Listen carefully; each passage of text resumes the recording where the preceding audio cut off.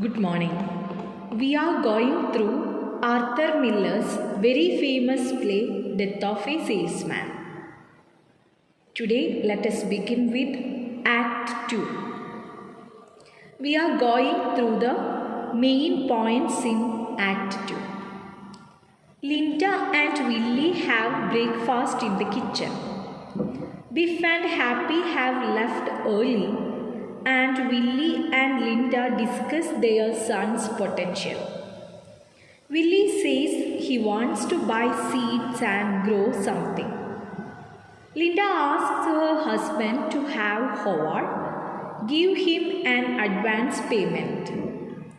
Today is also the day Willie is going to ask Howard for a local, non-traveling job.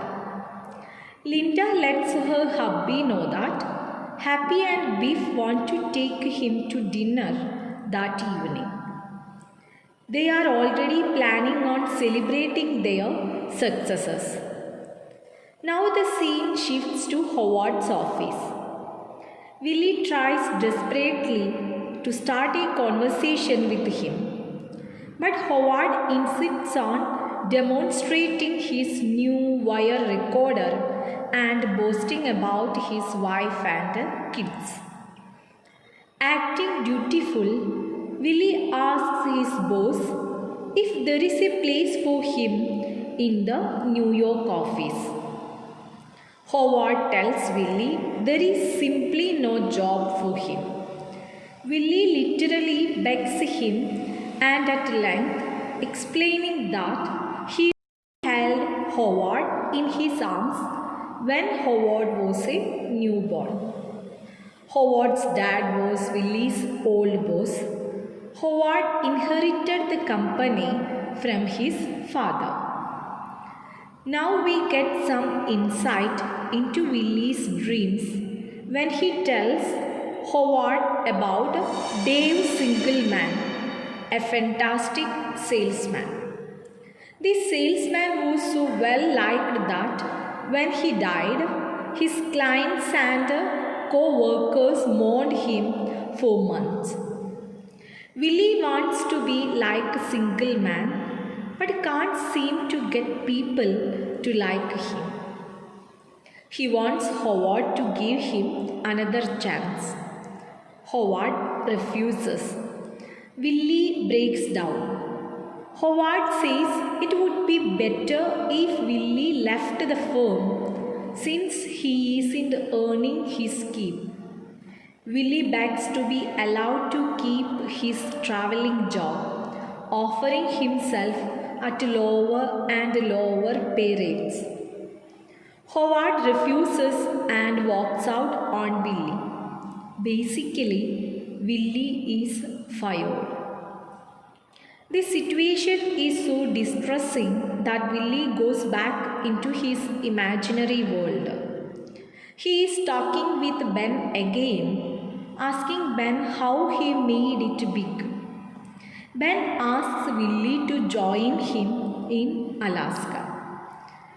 Willie tries to convince imaginary Linda of the scheme, but she insists Willie's job and life are good enough as they are. Willie feels lost. High school aged Biff and Happy enter, and Willie starts boasting to Ben about how his kids can succeed completely on the basis of being attractive and well liked. Struck by another wave of self-doubt, Willie begs Ben to stay and help him raise the boys. He feels unsure of himself. More imaginary people enter. Bernard runs on stage as Ben leaves. He wants to carry Biff's shoulder pads into the clubhouse at Ebbets Fields, where Biff, a star football player, is preparing for a game. Willie acts like Biff has just won the Super Bowl, and Charlie teases Willie about his enthusiasm. Willie overreacts and tells Charlie to shut up. Enough football. We are back to the real world. We hope you enjoyed the trip. Willie is now outside of Charlie's office, arguing wildly with the people in his mind. Charlie's secretary asks Bernard, who is now a respectable grown man, to deal with Willie. Bernard starts chatting with Willie. Bernard tells Willie that he is about to catch a train to Washington, D.C. for a case he has. Willie wants to learn more about Bernard's case, but Bernard avoids telling him what he is up to. Bernard asks about Biff. Willie vaguely says that Biff is up to big things. Now Willie cracks. He asks Bernard what the secret to his success is and confesses that Biff isn't accomplishing anything with his life. Bernard recalls that Biff flunked math his senior year of high school, but intended to take the summer course to make up his credits and go to college on a football scholarship. Before starting summer school, Biff went to visit Willie in Boston and was completely changed when he came back. Biff burned his favorite shoes and had a huge fist fight with Bernard. Bernard wants to know what the deal was with all that. Willie is nervous and angry. He defensively says that nothing happened between him and Biff. Charlie comes in and tells his son Bernard to hurry to catch his train. Charlie tells Willie that Bernard is heading off to argue a case before the Supreme Court. Willie is astounded that Bernard didn't mention this huge accomplishment himself. Could it be that some people don't need to talk endlessly about themselves? Charlie offers Willie $50. Willie is appreciative but asks for more. Now Charlie gets down to business. He again offers Willie a job that will pay $50 a week and require no travel. But Willie insists he has a good job. Actually, here we can see that he is really proud and actually has no job at all. These guys never seem to understand each other. Charlie interprets Willie's pride as a personal insult, and Willie takes Charlie's job offer as an attack. The men shout back and forth until Willie breaks down and Charlie gives him some more money. Now it's the end of the day. Remember how everyone was planning on having so much to celebrate, and how the boys were going to take their dad out to dinner. Good. So we are now at Frank's Chop House. Happy chats with a waiter named Stanley. They spot a beautiful girl coming into the restaurant and give her up down. Happy shamelessly flirts with her, lying through his teeth about himself and Biff. Apparently, Happy now goes to West Point. Biff plays for the NFL. Biff shows up and wants to talk to Happy. Happy is distracted by a girl. He is convincing her to bring a friend for a double date with him and Biff. The girl agrees and leaves to call one of her girlfriends. Biff tells his brother what happened with Oliver. Biff waited 6 hours to see the man, and when he finally did, Oliver had no idea who Biff was. Biff realized that he had been living in a fantasy world, imagining that he had been a salesman for Oliver. In fact, he had only been a no-name shipping clerk. In a fit of rage over the whole meeting, Biff stole Oliver's fancy fountain pen and ran out of the building. Biff wants to tell Willie about the meeting and make his dad face reality. Happy thinks that is an awful idea because their dad should only hear good news. Willie then shows up at the restaurant expecting to hear good news. Biff tries telling his honest story, but is constantly interrupted by Willie's and Happy's hopeful insistence that everything went wonderfully with Oliver. Biff repeatedly begins to lie like a lawman, but consciously stops himself. Too late. Willie is back in his visions again, where high school aged Bernard rushes in to inform Linda that Biff flunked math. Back to reality, Willie hears enough of Biff's story to realize that Biff stole Oliver's fountain pen, which was clearly the most exciting bit of the tale. Poor Willie loses it.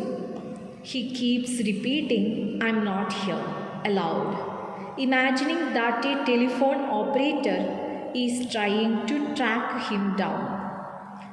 Confused and horrified by his father's behavior, Biff promises to do better.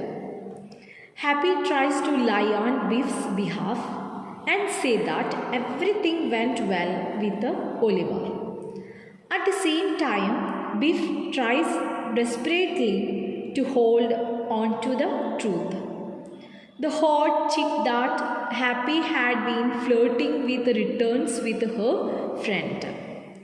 Willie continues to have vivid flashbacks, hearing the voices of an operator and a woman.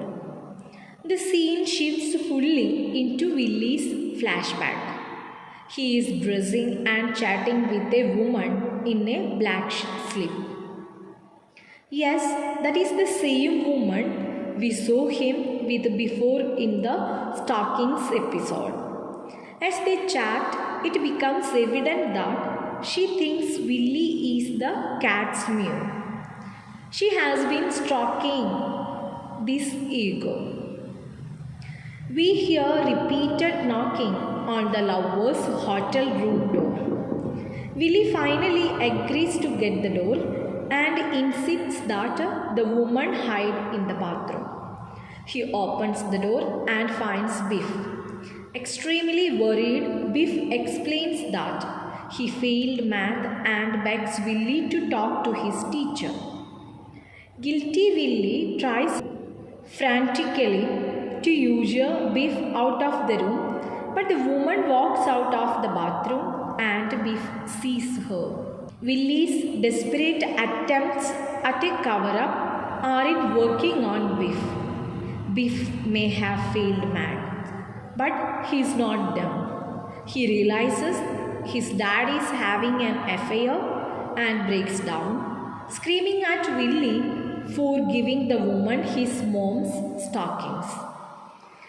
Willie's mind is now back in reality, but his sons bailed on him, preferring a double date to the suffering father.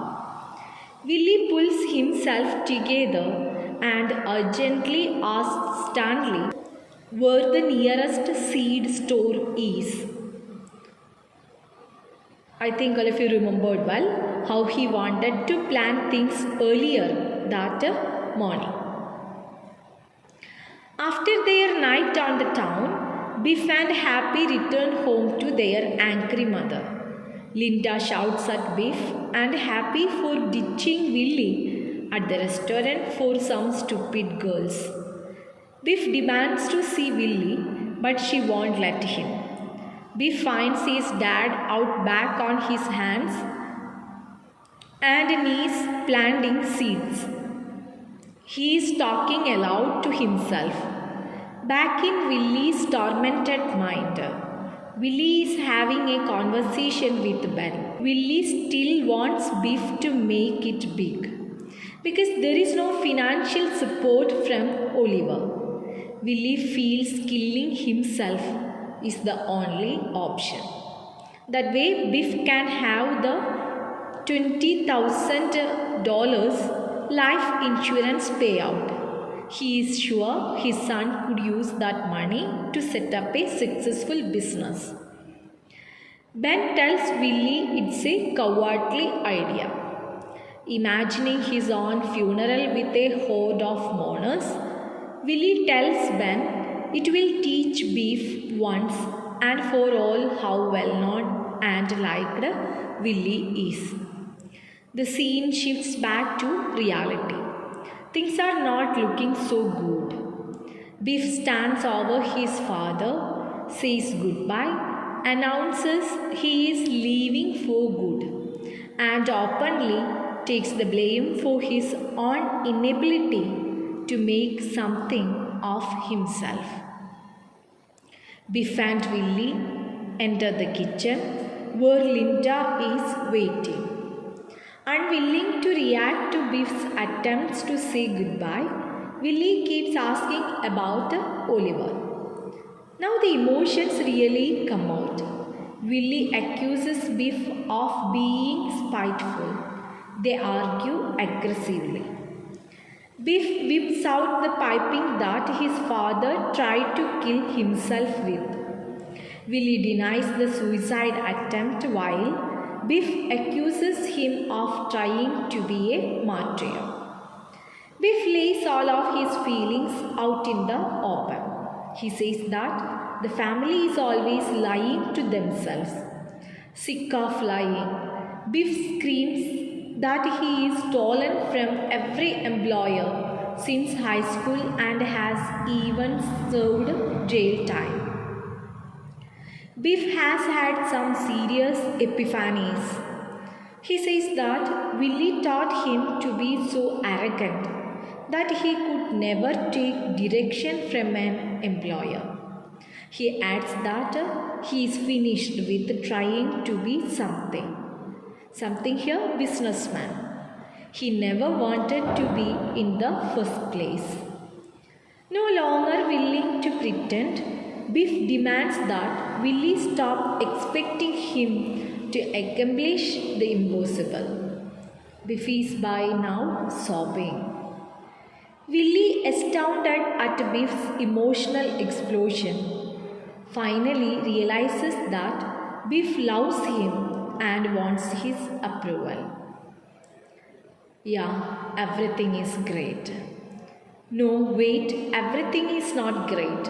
Love, it turns out, is not all. Willie still hears Ben urging him to come find diamonds. With diamonds, here diamonds as life insurance policy.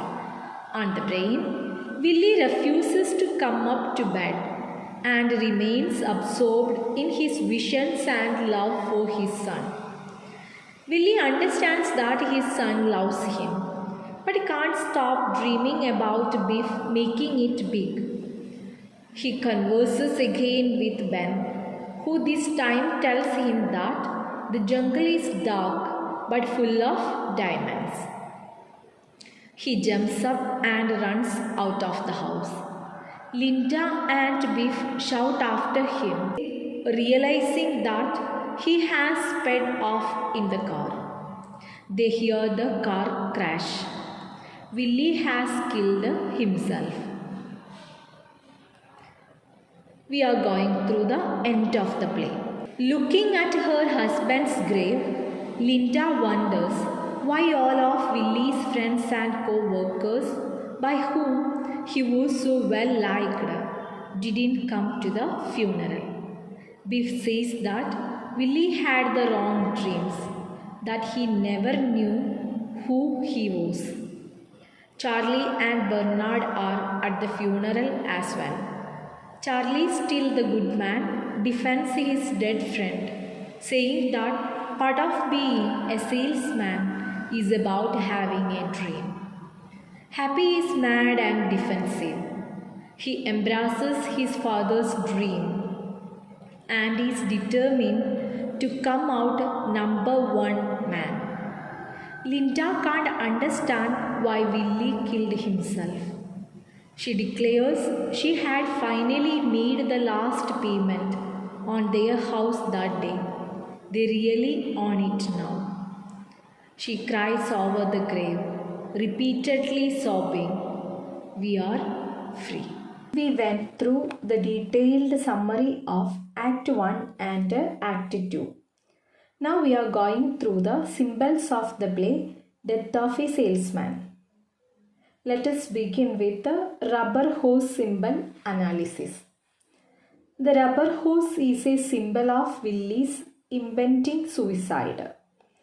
Linda finds it hidden behind the fuse box in the cellar, and the new little nipple she finds on the gas pipe of the water heater leads her to the conclusion that Willie had planned to inhale gas.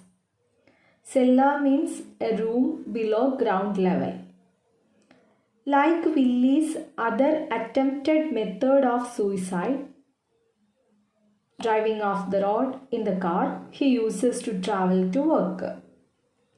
The rubber hose points how the conveniences such as the car and water heater that Willie worked so hard to buy to afford might, under their surface, be killing him.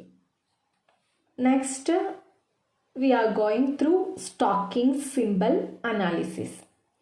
Stockings appear in a number of contexts in the play Death of a Salesman. During his affair with the woman, Willie gives her the intimate gift of stockings. Biff's outburst at discovering Willie with the woman, "You gave her mama stockings," fixes the stockings in Willie's mind as a symbol of his betrayal. Willie gives stockings to the woman he has an affair with and repeatedly yells at Linda for mending her stockings in front of him. They seem to be a reminder of his affair and how he is not providing for his family. He has let his wife down emotionally, and he is siphoning the family's already strained financial resources toward his ego-stroking affair. Biff's anger at his father's affair gets similarly channeled into the stockings. Apparently, they are the reason for his anger. Stockings assume a metaphorical weight as the symbol of betrayal and sexual infidelity, means disloyalty. New stockings are important for both Willie's pride in being financially successful and thus able to provide for his family, and for Willie's ability to ease his guilt about and suppress the memory of his betrayal of Linda and Biff. Next, flute symbol analysis. The flute music that floats through the play represents the single faint link Willie has with his father and with the natural world. The elder lawman made flutes and was apparently able to make a good living by simply traveling around the country and selling them. This anticipates Willie's career as a salesman, but also his underused talent for building things with his hands, which might have been a more fulfilling job. The flute music is the sound of the road Willie didn't take. Next one is Diamonds and the Jungle. The diamonds that made Ben rich are a symbol of concrete wealth in death of a salesman. Unlike seals, in which Willie has nothing tangible to show for his work, the diamonds represent pure, unadulterated material achievement. The diamonds are also seen as a get rich quick scheme that is the solution to all troubles. When Willie is considering killing himself, he hears Ben telling him that the jungle is dark but full of diamonds. Correlatively, diamonds, the discovery of which made Ben a fortune, symbolize Willie's failure as a salesman. Despite Willie's belief in the American dream, a belief unwavering to the extent that he passed up the opportunity to go with Ben to Alaska, the dream's promise of financial security has eluded Willie. At the end of the play, Ben encourages Willie to enter the jungle finally and retrieve this elusive diamond, that is, to kill himself for insurance money in order to make his life meaningful. The jungle here is a risk which has the potential to yield wealth. In deciding to commit suicide, Willie perceives himself going into the dark jungle to get diamonds for his son. Next symbol is tennis racket. The tennis racket Willie observes when he chats with Bernard in Charlie's office is a symbol of Bernard's success and Biff's failure. While athletic Biff and Happy hoped to make a fortune selling sports equipment, it is Bernard who, in high school, stood on the sidelines while Biff played sports that now owns the tennis racket. Last one is seeds. Seeds represent for Willie the opportunity to prove the worth of his labor, both as a salesman and a father. I don't have a thing in the ground. Willie laments after both his sons abandon him in Act 2. The sons he has cultivated with his own values have grown to disappoint him.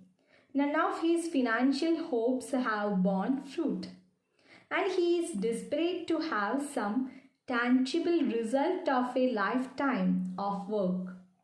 By planting vegetable seeds, he is attempting to begin anew.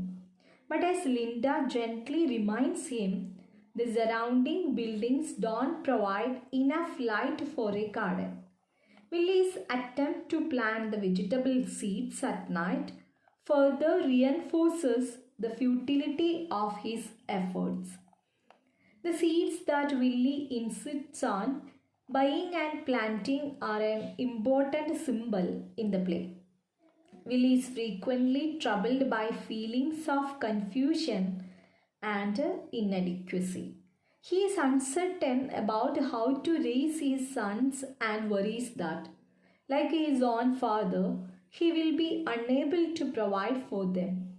When Willie says nothing is planted, I don't have a thing in the ground, we have a feeling he is really talking about his sons and their future. Willie is additionally preoccupied with being well known and leaving a legacy when he dies. All of these feelings come to a head in Willie's seed planting. Through planting seeds, Willie wants to grow something that will thrive, provide for others, and remain after his own death.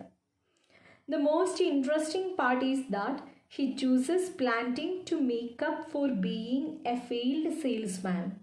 He is actually better suited to working with his hands, to agriculture, to labor, just like his son Biff. We are going through the themes of the play Death of a Salesman. American Dream. The American dream that anyone can achieve financial success and material comfort lies at the heart of Death of a Salesman.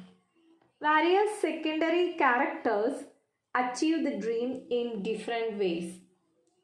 Ben goes off into the wilderness of Alaska and Africa and lucks into wealth by discovering a diamond mine. Howard Wagner inherits his dream through his father's company, while Bernard, who seemed a studious bore as a child, becomes a successful lawyer through hard work. Willy Loman's version of the dream, which has been influenced by his brother Ben's success, is that any man who is manly, good looking, charismatic, and well liked deserves success and will naturally achieve it. Over the course of his lifetime, Willie and his sons fall short of the impossible standards of this dream. But the real tragedy of the play is not that Willie fails to achieve the financial success promised in his American dream, but rather that he buys into the dream so thoroughly that he ignores the tangible things around him, such as the love of his family, while pursuing the success he hopes will bring his family security. By sacrificing himself at the end of the play in order to get his family the money from his life insurance policy, Willie literally kills himself for money. In the process, he demonstrates that the American dream, which is a powerful vehicle of aspiration, can also turn a human being into a product or commodity whose sole value is his financial worth. Next, we are going through fathers and sons. The central conflict of the play is between Willie and his elder son Biff, who showed great promise as a young athlete and ladies' man, but in adulthood has become a thief and a drifter with no clear direction. Willie's other son, Happy, while on a more secure career path, is superficial and seems to have no loyalty to anyone. By delving into Willie's memories, the play is able to trace how the values Willie instilled in his sons, luck over hard work, likability over expertise.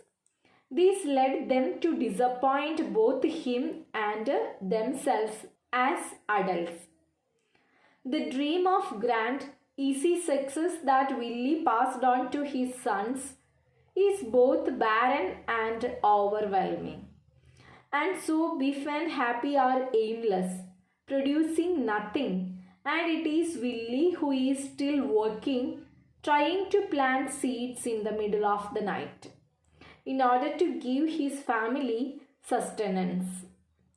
Biff realizes at the play's climax that only by escaping from the dream that Willie has instilled in him will father and son be free to pursue fulfilling lives. Happy never realizes this, and at the end of the play, he vows to continue in his father's footsteps, pursuing an American dream that will leave him empty and alone. Next, we are going through Nature vs. City. The towering apartment buildings that surround Willie's house, which make it difficult for him to see the stars and block the sunlight that would allow him to grow a garden in his backyard represent the artificial world of the city with all its commercialism and superficiality, encroaching on his little spot of self determination. He yearns to follow the rugged trail his brother Ben has blazed by going into the wildernesses of Africa and Alaska in search of diamonds, or even building wooden flutes and selling them on the rural frontier of America as his father did. But Willie is both too timid and too late. He does not have the courage to head out into nature and try his fortune. And anyway, that world of a wild frontier waiting to be explored no longer exists. Instead, the urban world has replaced the rural, and Willie chooses to throw his lot in with the world of sales, which does not involve making things but rather selling oneself. Biff and Happy embody these two sides of Willie's personality, the individualist dreamer and the eager to please salesman. Biff works with his hands on farms, helping horses give birth, while Happy schemes within the stifling atmosphere of a department store. While Willie collects household appliances and cars, as the American dream has taught him to do. These things do not ultimately leave him satisfied, and he thinks of his own death in terms of finally venturing into nature, the dark jungle that the limits of his life have never allowed him to enter. Next, we are going through visions of America. While characters such as Willie, Linda, and Happy believe the US to be a wellspring of easy opportunity and imminent success, the 1940s America of Death of a Salesman is crowded, competitive, and mundane. This contrast sets up an important gap between reality and characters' aspirations in the play. In the end, Willie's belief that his self-worth is determined by material success destroys him. Now we are going through dreams, hopes, and plans. Willie Loman is a dreamer of epic proportions. His dreams of material success and freedom dominate his thoughts to the point that he becomes completely unable to distinguish his wild hopes from rational realities in the present. Happy and Linda also are extremely optimistic, but at least they maintain their ability to distinguish hopes from reality. Biff struggles against the force of Willie's dreams and expectations more than any other character, and we don't blame him. Now we are going through lies and deceit. The Lomans are all extremely self-deceptive, and in their respective delusions and blindness to reality, they fuel and feed off one another. Willie convinces himself that he is successful, well liked, and that his sons are destined for greatness. Unable to cope with reality, he entirely abandons it through his vivid fantasies and ultimately through suicide. Linda and Happy similarly believe that the Lomans are about to make it big any day now. Unlike the other members of his family, Biff grows to recognize that he and his family members consistently deceive themselves, and he fights to escape the vicious cycles of lies. Next, we are going through success. Throughout the death of a salesman, Willie pursues concrete evidence of his worth and success. He is entranced by the very physical, tangible results of Ben's diamond mining efforts and strives to validate his own life by imagining similar material signifiers of success. Willie projects his own obsession with material achievement onto his sons, who struggle with a conflict between their intangible needs and the pressure to succeed materially. Let us just hope they have better luck than their parents at figuring it all out. Next, we are going through respect and reputation. Reputation is one of Willie's primary concerns. He thinks that all you need to succeed is to be attractive and well liked. Much of the time, Willie considers himself a well liked man. He aspires to be just like a salesman he knew whose death was mourned far and wide. Despite his fixation on reputation, Willie and his family members are neither well known nor well liked, and Willie's funeral is piously attended. Now we are going through the appearances. The entire Lawman family places heavy value on appearances and good looks. Many of Willie's fondest memories of Biff involve his son dwarfing others with his personal attractiveness. In addition, when Willie gives into feelings of self doubt, he worries that it's his appearance that is holding him back in business.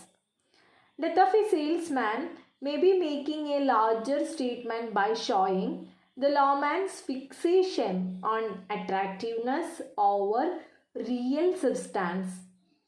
Next, we are going through pride. Pride in death of a salesman functions as a means of self-deception and as a coping mechanism. The Lawmans and particularly Willie are extremely proud, even though the basis for their pride is not at all founded in reality. Willie celebrates his own astounding success in business and the accomplishments of his sons while the lawman struggles financially. He is too proud to accept a job from Charlie, a man whom he considers to be his inferior, yet accepts loans that he is unable to repay. Throughout the play, we are shown that Willie and his family are incredibly proud people with nothing real to be proud of. Next, we are going through freedom and confinement. The theme of freedom and confinement is closely tied to economic security in Death of a Salesman. Linda and Willie long to escape both the physical confinement of their home and economic confinement of their limited income, home mortgage, and bills. They idealize far away lands such as Alaska and Africa as places of literal and figurative escape. Similarly, Biff finds New York to utterly confine him and can only imagine happiness and freedom, working with his hands in the wide open West. Ultimately, the play seems to paint America's incredibly competitive version of capitalism as something that traps its citizens. This depiction is pretty ironic since America is supposed to be the land of the free, a place where if you work hard, you are free to make your dreams come true. Next, we are going through betrayal. Death of a Salesman is full of betrayal. Willie betrays Linda's love and Biff's trust with his affair. As the chief betrayer himself, Willie is preoccupied by the fear of betrayal. His frequent accusations that Biff is spiteful reflect his understanding that Biff's failure in business is a rejection of Willie's own dreams of success, and that Biff's inability to keep a job is related to Willie's love affair, and that Biff's inability to keep a job is related to Willie's love affair. Even outside of his family, Willie feels that his boss is betraying him by firing him. But Howard says that there is no room for feelings of betrayal in the business world. Next is abandonment. Abandoned by his father and brother when he was extremely young, Willie is left materially and emotionally undergrounded. However much he fears abandonment himself, he made his son Biff feel emotionally abandoned when Biff discovered Willie's secret affair. Willie's powerful fear of abandonment drives him to form unrealistic expectations for and obsess over his sons. When Biff found out about Willie's affair, he did in fact abandon his father and pretty much disappeared for many years. Willie permanently abandons his son and family at the end of death of a salesman by committing suicide. Ironically, this final decision on Willie's part was a final attempt to connect and give something to his son. Today we went through the detailed summary of Act 2 and the symbols and themes of the play Death of a Salesman. Thank you.